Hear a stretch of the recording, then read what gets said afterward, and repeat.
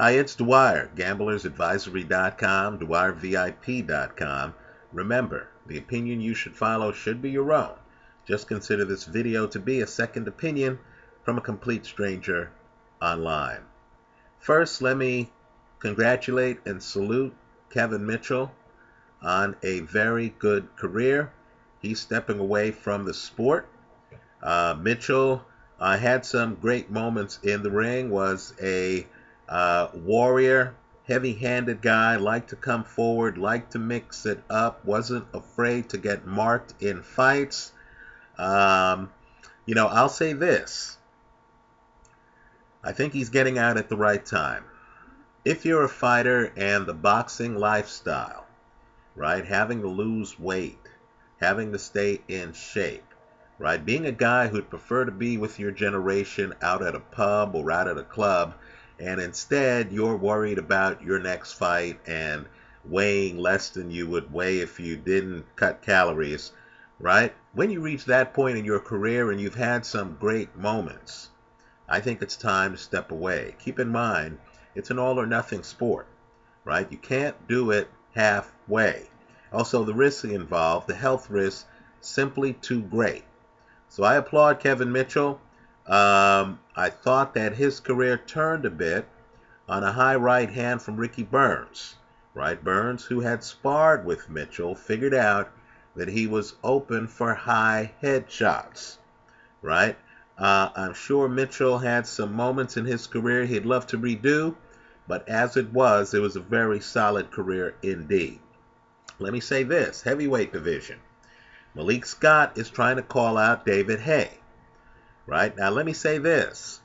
Kudos to Malik Scott, who has figured out that David Haye is a slugger who prefers to be followed. Right? David Haye wants you to come to him. Right? Open question on whether David Haye would be as effective against a guy who's moving, trying to keep a distance and work behind a jab. Now, of course, if I'm David Haye, I don't take that fight because, in my opinion, Prime Haye would beat Anthony Joshua today. Right? I believe Haye is that close to being back front and center on the world stage. The challenge to David Haye, in my opinion, is to get back to being himself. Right? Because he was out of the ring a long time, then he comes back in, gets a first-round KO against a, lower-ranked contender, right? Still hasn't been really tested in the ring. His fight style is the kind of fight style that you really need to keep finely honed, right? Timing, explosiveness. He's not a guy who walked you down in slow motion, right? The kind of guy who could survive a lot of long layoffs. So let's keep an eye on who David Haye fights next. Just know if Malik Scott signs to fight David Haye, as much as I believe in David Haye, style-wise, that's a good fight. Let me say this, too. Anthony Joshua, I've mentioned him, right? I'm far more impressed with Anthony Joshua than I am Charles Martin, who holds a share of the heavyweight title, right? Joshua strikes me as a vastly superior athlete to Charles Martin. If Joshua fights Martin, I think the heavyweight title hangs in the balance, right? Joshua, who's still learning the sport, is this close to becoming heavyweight champion. Oddly enough, it's the Charles Martin people who are calling the Anthony Joshua people demanding the fight, right? One of the strategies in boxing is to try to tame young lions before they fully learn their way around the jungle. Right? So keep an eye on that situation. Just understand the heavyweight division right now is in transition. A lot's happening. Let me also offer some free, unsolicited advice to fighter Billy Dib. Right? Now, Billy is publicly talking about what a nightmare it was, right? How bad it was, how unsatisfied it was to be a part of 50 Cent's boxing stable, right? Now, my advice to Billy is to say nothing. Don't open yourself up to a defamation lawsuit.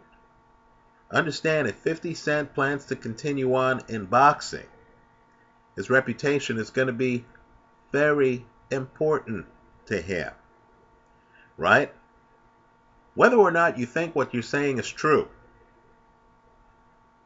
right? Just understand that you don't want to be tied up in the transaction costs of having to defend a lawsuit, right? If you want to convey to reporters, to writers, to the press, how dissatisfied you were with your relationship with 50 Cent, the way to do that is by saying the phrase, no comment, right? That phrase is your best friend.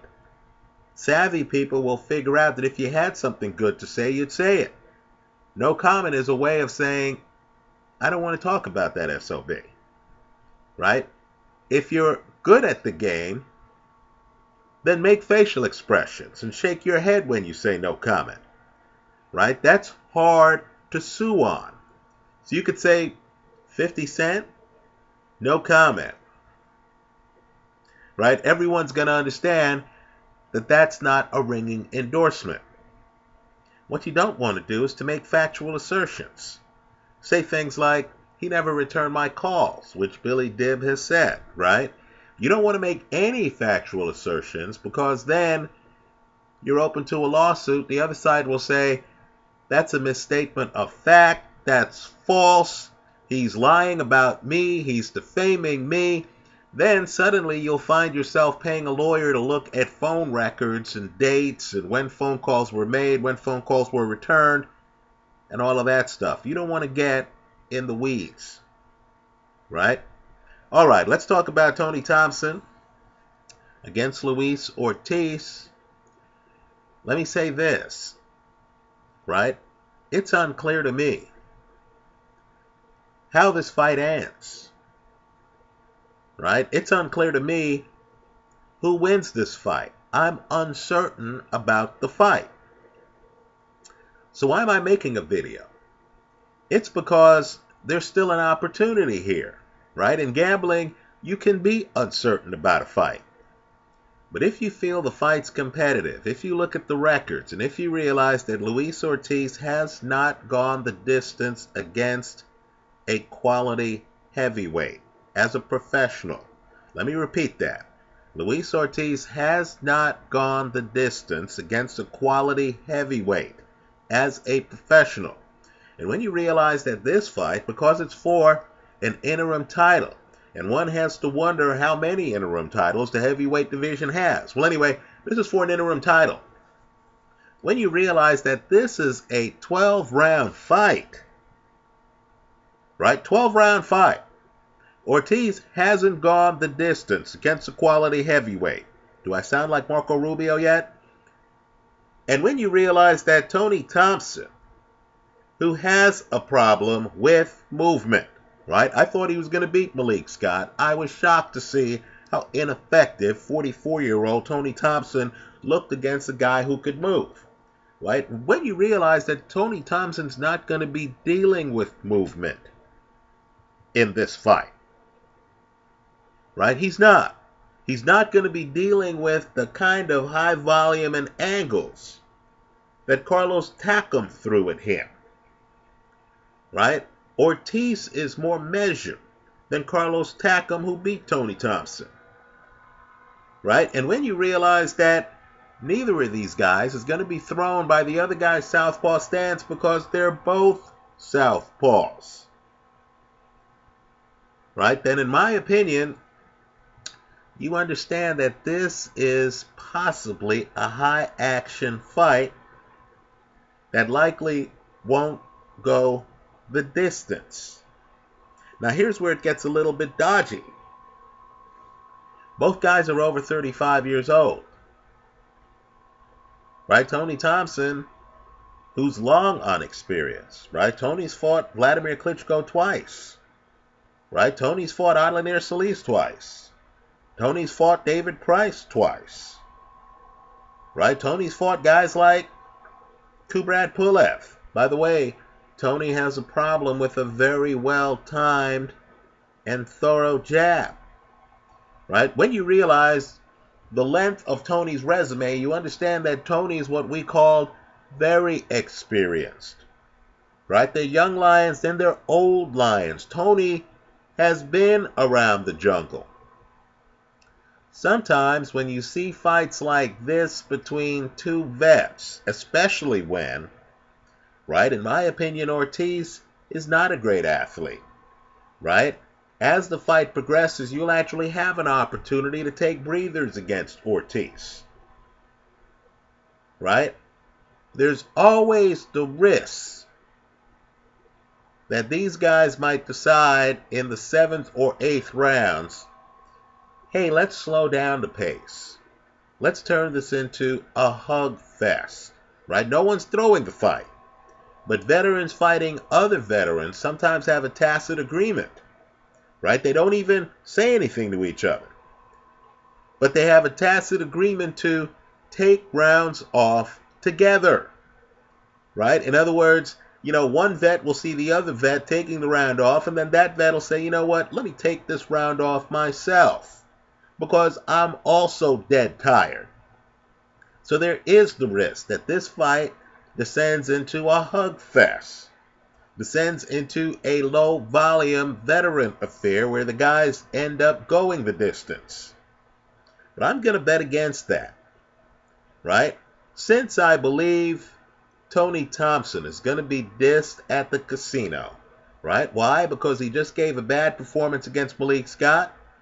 Luis Ortiz, in a televised fight, gave a great performance against Brian Jennings, right? And so I'm expecting Ortiz to be a big favorite in this fight.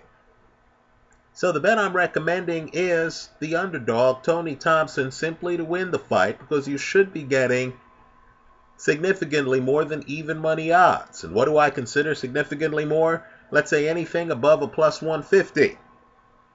Right?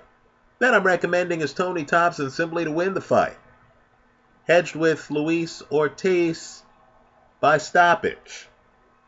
Why? Because Ortiz has been stopping most of the guys he's fought, right? Ortiz's KO ratio is around 80%, right? So in a fight where we really don't know what's going to happen, I think you still have a pretty solid bet. Tony Thompson, in my opinion, is a live underdog. Brian Jennings, under the tutelage of John David Jackson, in my opinion, fought the wrong fight against Ortiz. He came to Ortiz, right? Jennings, a much better athlete than Ortiz, came to Ortiz, right? To the point where Ortiz is able to KO him on uppercuts, right? You want to be a little bit more aware than that. I believe Tony Thompson, while hanging around the pocket, and keep in mind Thompson wants Ortiz in the pocket, is going to mix it in with some stiff power punches, right? He's not going to come in trying to throw volume. He's going to come in and be selective. I think that's a big difference. Understand, Tony Thompson has a bigger punch than you think. Look at his KO ratio. We've been seeing Thompson in public fights against people like Vladimir Klitschko and Adelaide Solis, right? So, Kubrat Pulev, those fights go the distance, right? But understand, when Tony fights a guy who isn't quite that level, Tony does work, right? Tony stops guys. So I think Tony Thompson's going to come in looking for a KO. When I see an unbeaten fighter like Luis Ortiz, who just a few fights ago was fighting guys with losing records, right? Luis Ortiz, who failed a drug test after the Latif Coyote fight, right? I have to question whether Ortiz, number one, is in physical top shape, right? I don't believe you can get to your mid-30s and then decide, hey, I'm going to be a workout fiend, right? You're not going to have the level of fitness of someone who's always been a workout fiend, right? And you also have to wonder what happens to Ortiz, unbeaten fighter, if The other guy's still standing and the bullets are still flying. And it's the start of the 6th round. And the other guy isn't being predictable like Ryan Jennings was being against him. So I think Tony Thompson's a live underdog. I think the odds allow a play here. I wouldn't touch this if Tony were the favorite. But since Tony's the underdog, the fight's in Tony's backyard. Right? Fight's in D.C. It's in Tony's backyard. And since Tony is the underdog, I think he can take Thompson to win the fight and hedge the play with Ortiz by KO and have most of the bases covered. Let me also say this. I know Thompson is a late replacement. I understand that, Thompson has only 1 month to prepare for this fight, a little bit over 1 month. And all I can say on that is understand that Tony has always been the guy who's the late replacement. Right? Tony is that professional who understands that he needs to be in shape because sometimes situations like this develop. Guys he thinks he can beat suddenly have opponents cancel on them. They pick up the phone and they call Tony Thompson. Right? Just understand Thompson has fought all over the globe. Right? He fights Price in the UK. He fights Alanir Solis, I believe, in Turkey. Right? This is a professional who travels for fights. Right? I believe Thompson, who wanted this fight, is in shape and isn't going to be spending training camp trying to get in shape. Right? Now, it's true he's 44 years old. He's not in the kind of shape he used to be in his 30s. But at the same time, I'm not too worried about the fact that Thompson only has 1 month to prepare. Also, the beauty of this bet is, let's say Thompson is out of shape. Let's say Thompson doesn't have enough time to prepare for this fight. Then great. That increases your chance of delivering on the part of the hedge that calls for Luis Ortiz to win by KO. Anyway, that's how I see it. The hedge I like is Thompson, straight up, hedged with Ortiz by KO. That's how I see it. Let me hear from you. Leave your comments for me here online. Visit us at gamblersadvisory.com. Thanks for stopping by.